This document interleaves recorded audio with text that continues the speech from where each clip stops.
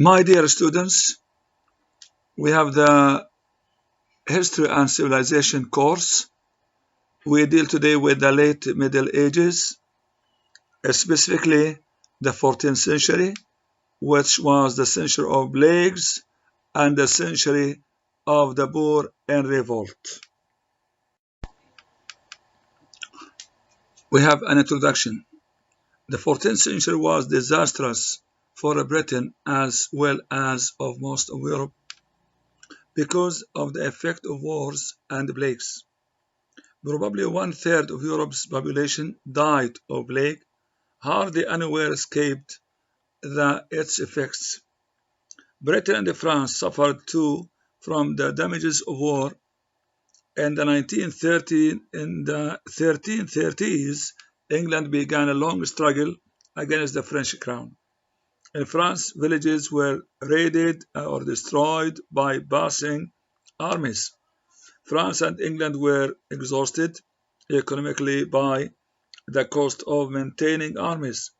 England had the additional burden of fighting the Scots and maintaining control of Ireland and Wales, both of which were trying to throw off English rule. The century of plagues.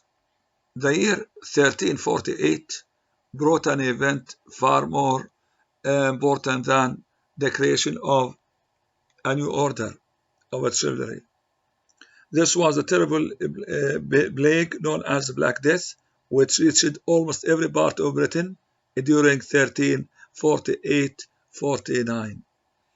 Probably more than 1/3 of the entire population of Britain died out, and fewer than 1 person in 10 who caught the plague managed to survive it. Whole villages disappeared, and some towns were almost completely deserted until the plague itself died out.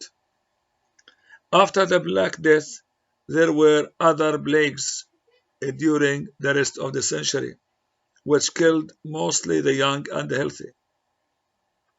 In 1300, the population of Britain had probably been over 4 million. By the end of the century, it was probably hardly half that figure, and it only began to grow again in the second half of the 15th century. Even so, it took until the 17th century before the population reached 4 million again. The dramatic fall in population, however, was not entirely bad. It was not a bad thing. At the end of the 15th century, the sharp rise in prices had led an increasing number of landlords to stop paying workers for their labor and to go back to serf labor in order to avoid losses.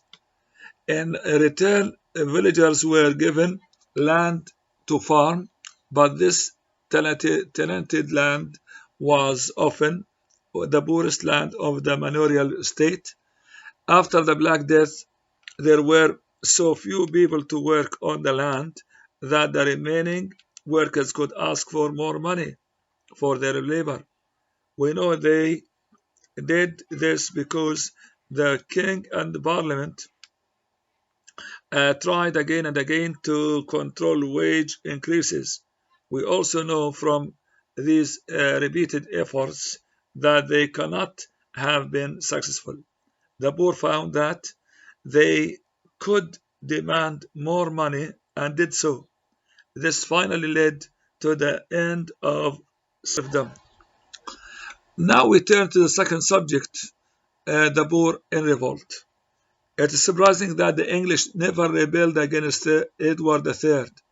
He was an expensive king at a time when many people were miserably poor and sick with the plagues.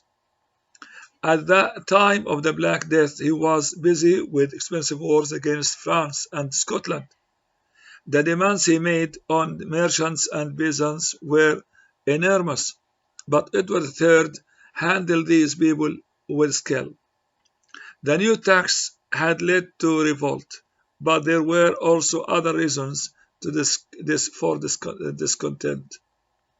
The landlords had been trying for some time to force the peasants back into serfdom because serf labor was cheaper than paid labor. The leader of the revolt, Wat Tyler, was the first to call for fair treatment of England's poor people. "We are men formed in Christ's likeness," he claimed, "and we are kept like animals." The people sang a revolutionary rhyme suggesting that when God created man, he had not made one man master over another. When Adam delved and Eve span, who was then the gentleman? The idea that God had created people all equal called for an end to feudalism and respect for honest labor. But the Peasants' Revolt, as it was called, only lasted for 4 weeks. During that period, the peasants took control of much of London. In fact, the revolt was not only by peasants, but from countryside, but a number of poorer townspeople also revolted, suggesting that the discontent went beyond the question of feudal service. When Wat Tyler was killed, Richard II skillfully quieted the angry crowd.